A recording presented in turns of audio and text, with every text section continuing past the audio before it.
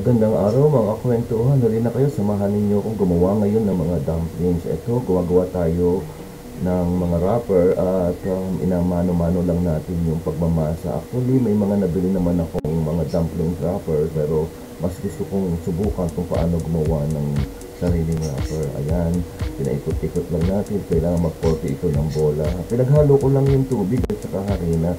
Siyempre sa paggawa ng pork dumplings, kailangan natin ng yung mga ingredients na kailangan natin yung pork giniling, seasoning, asin, paminta, at bumili rin ako, tahaluhan ko siya ng onion leeks at saka celery.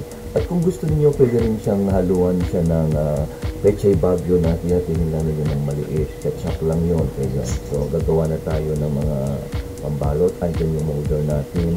Tinry ko rin siya pero alam niyo sa susunod na video ko makikita ninyo mga ibang style ng paggawa ng dumplings. Pero ito parang empanada style siya pero masarap.